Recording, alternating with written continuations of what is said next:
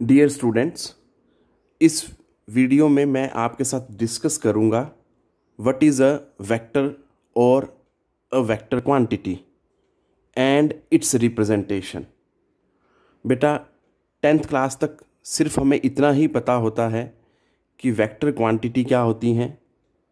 Those quantities which possess both magnitude as well as direction are known as vector quantities.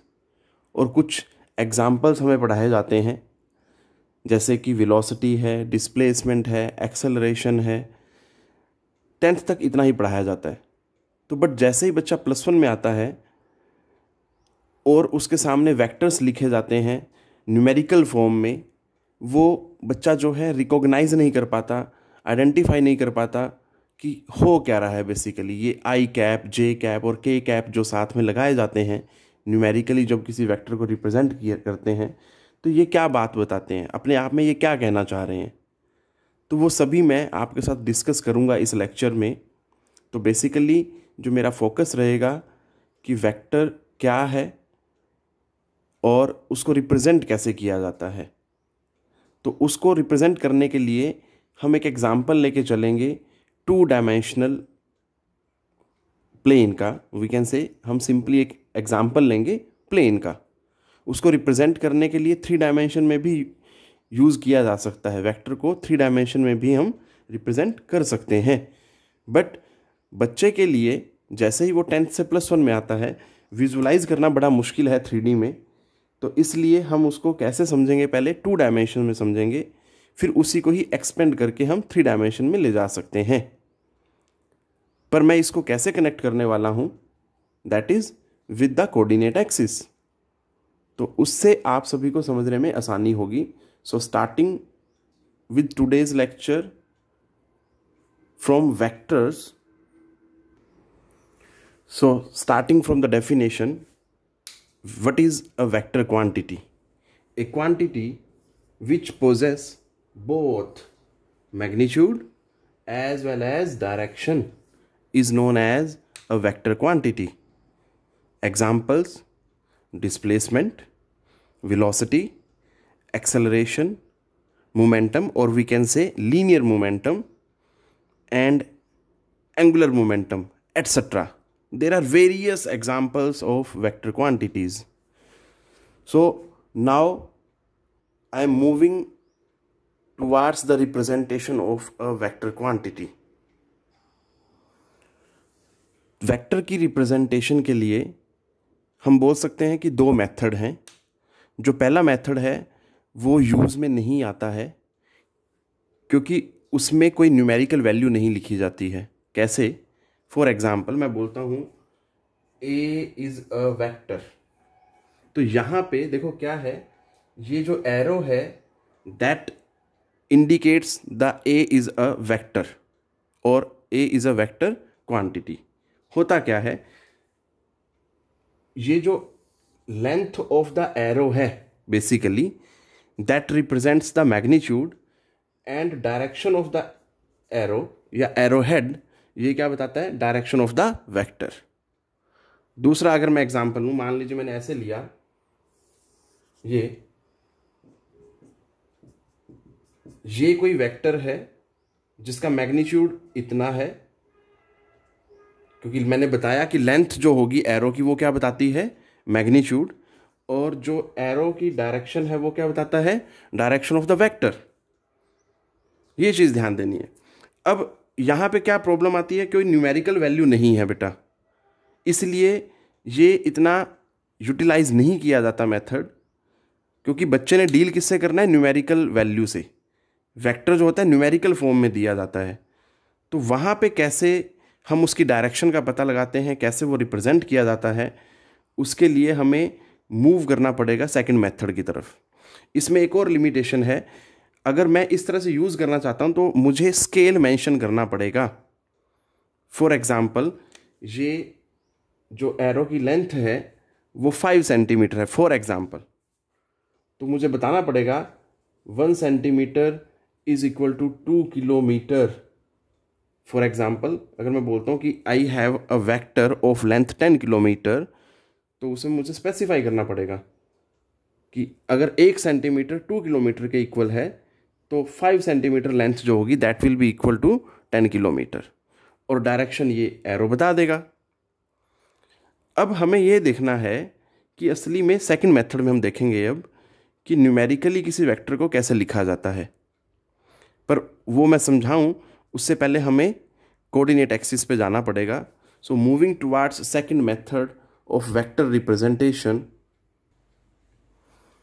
अब इसमें हम देखते हैं, मैंने यहाँ पे एक कोऑर्डिनेट एक्सिस बनाए हैं। This one is positive x axis, this is one positive y axis, this one is negative y axis and this one is negative x axis and this one is negative y axis.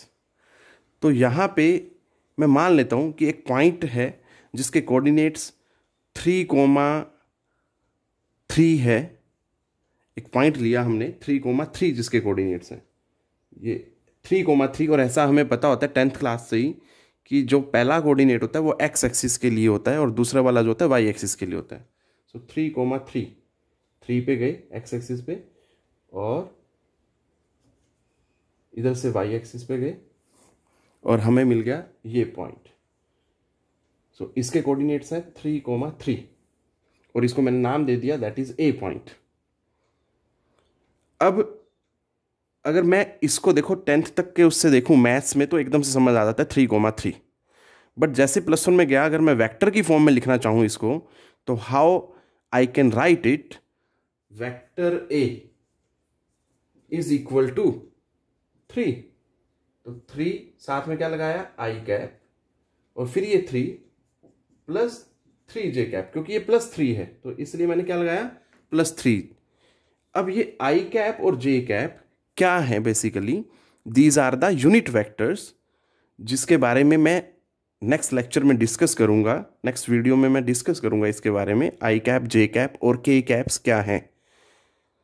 अभी के लिए फिलहाल आपने इतना याद रखना है कि basically I cap J cap और के कैप क्या हैं, यूनिट वेक्टर्स हैं एक्स एक्सिस के, वाई एक्सिस के एंड जेड एक्सिस के रिस्पेक्टिवली। अब इसी तरह से अगर मैं मान लूँ, देखो यहाँ पे मैंने वेक्टर की फॉर्म में तो लिख दिया, बट डायरेक्शन कैसे है, डायरेक्शन यहाँ पे ग्राफिकली मैं एकदम से पता लगा सकता हूँ क्योंकि मुझे कोऑर्डिनेट्स पता है इस पॉइंट के। तो क्या करना है मुझे यहाँ पे, दैट इज इसको ओरिजिन से ज्वाइन कर देना है। So this will be the direction we can say, क्योंकि मैं क्या करूँगा डायरेक्शन देखने के लिए इस वेक्टर का, अब ये वेक्टर तो आ गया मेरे पास, इसका मैं क्या करूँगा एंगल देख लूँगा, क्योंकि एंगल इटसेल्फ क्या होता है हमें डायरेक्शन बताता है। चाहे आप फिर वो कोई भी ट्रिग्नोमेट्रिक रेशियोज लगा लें, sine theta, cos theta, tangent theta, कोई भी रेशियो लगा सकते हैं आप एकदम से डायरेक्शन का पता लगा सकते हैं, क्योंकि बेसिकली हमें एंगल से डील करना है।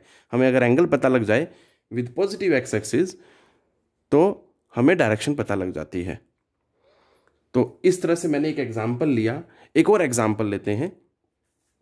मान लीजिए मैंने एक बोला कि we have another point having coordinates 5,1, तो 5,1 के लिए क्या करेंगे हम, फर्स्ट वाला 5 जो है दैट इज एक्स एक्सिस पे है वो पॉइंट, और 1 क्या है that is on Y axis. So X axis पे 5 पे गए और वाई एक्सिस पे 1 पे गए, इसको आगे बढ़ाया और ऐसे इसको आगे बढ़ाया, तो ये पॉइंट आ गया दैट इज 5,1 और इसको मैंने बोल दिया बी पॉइंट।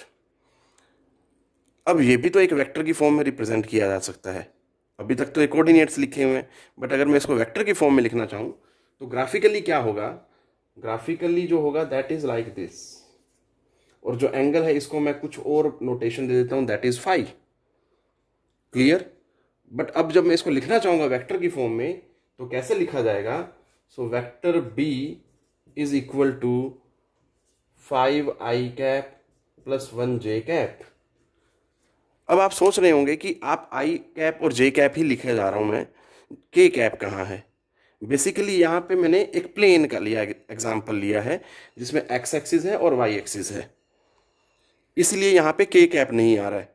अगर मैं थर्ड कोऑर्डिनेट और ले लूँगा जिसको बोर्ड पे रिप्रेजेंट करना बहुत मुश्किल है तीनों कोऑर्डिनेट्स को, क्योंकि 3 डायमेंशनल बन गया वो चीज़, तो क्या होगा मैं थर्ड कोऑर्डिनेट भी ले सकता हूँ, क्योंकि आपको फर्स्ट यूनिट में एक टॉपिक पढ़ाया जाता है motion in 1 dimension, 2 dimension and 3 dimension. वहाँ से अगर आप कनेक्ट करेंगे इस चीज़ को तो आसानी से समझ पाएंगे। इसी तरह से अगर मैं एक और एग्जांपल उठाता हूँ, मैं बोलता हूँ कि we have an another point, उसमें कोऑर्डिनेट्स क्या हैं उसके -3, -2, -3, -2। तो -3 क्या है x एक्सिस पे और -2 क्या है y एक्सिस पे। तो इसको अगर मैं देखूं सो लाइक दिस, यहाँ पे -3 पे आए और इधर से ये -2 है, दोनों को आगे बढ़ा दिया। इस तरह से ये जो मिला हमें -3, -2 और इसको मैंने बोल दिया c। अब अगर मैं इसको, ये तो हुआ ग्राफिकल रिप्रेजेंटेशन, इसको अगर मैं ऐसे ज्वाइन कर दूं तो ये क्या है ग्राफिकल रिप्रेजेंटेशन हुई। बट अगर मैं इसको वेक्टर की फॉर्म में लिखना चाहूं तो क्या होगा, vector c is equal to -3i cap -2j cap. तो यहां पे मैंने आपके सामने 3 एग्जाम्पल लिए। इसी तरह से ही अगर मैं 3 डायमेंशन में बात करूं तो क्या हो सकता है, हमारे पास साथ में क्या आ जाएगा, k कैप आ जाएगा बेटा। इस बात पे आपने गौर करना है। और डायरेक्शन की जहां तक बात है, मैं आपको बता दूं दोबारा कि डायरेक्शन के लिए हम एंगल को देखते हैं विद पॉजिटिव एक्स एक्सिस। जैसे ये थीटा एंगल है और ये फाई एंगल है, इन द सेम वे अगर ये देखा जाए इसके साथ तो ये एंगल दिस कंप्लीट, ठीक है जी। तो ये इसका एंगल होगा। और साथ में मैं ये भी बता दूं, डायरेक्शन के लिए हम most of the time tangent theta निकालते हैं या टेंजेंट ऑफ द एंगल निकालते हैं। बट ऐसा कोई स्पेसिफिक रूल नहीं है, आप साइन की फॉर्म में भी निकाल सकते हैं, कोस की फॉर्म में भी निकाल सकते हैं। तो वो म्यूचुअली जो है उसी के अकॉर्डिंग आंसर आता है। So this is all about vector and it's representation. अगर इसी चीज़ों को, इन्हीं सब चीज़ों को मैं 3 डायमेंशन में बात करूं, फॉर एग्जांपल मैं एक और अनदर पॉइंट ले लेता हूं, डी पॉइंट। डी पॉइंट के कोऑर्डिनेट्स है मेरे पास, क्योंकि यहाँ पे 2 डायमेंशन का ले रहा हूँ तो इसलिए मैं उसको ग्राफ में नहीं रिप्रेजेंट कर सकता। सो डी पॉइंट के कोऑर्डिनेट्स हैं फॉर एग्जांपल 3, 3, 2। तो अगर मैं उसको वेक्टर की फॉर्म में लिखूंगा, so that is vector D is equal to 3i cap plus 3j cap plus 2j cap. In the same way अगर मैं एक और एग्जांपल ले लूं 3 कोऑर्डिनेट्स का ही, जैसे कि मैं बोलता हूं ई कोई पॉइंट है जिसके डायमेंशन है 1, -2, -4, तो उसको मैं वेक्टर की फॉर्म में कैसे लिख पाऊंगा, that is this 1i cap -2j cap -4k cap. So इस तरह से हम वेक्टर को लिखते हैं और ग्राफिकली मैंने आपको बताया कैसे रिप्रेजेंट करते हैं। तो यहाँ पे हमने ये सब करना है। अब जैसा कि मैंने बताया था कि लेंथ ऑफ द एरो जो है वो मैग्नीट्यूड ऑफ द वेक्टर बताता है, तो नेक्स्ट वीडियो में मैं आपसे शेयर करूँगा कि मैग्नीट्यूड ऑफ ए वेक्टर कैसे निकाला जाता है। आपको इस तरह से वेक्टर दे दिया जाएगा, डी दे दिया या ई दे दिया या सी दे दिया, इस तरह से आपको वेक्टर दिया जाएगा और बोला जाएगा कि इसका मैग्नीट्यूड निकालिए और इसकी डायरेक्शन निकालें। तो ये सब हम नेक्स्ट वीडियो में डिस्कस करेंगे। सो that is it for this video. Hope you all will understand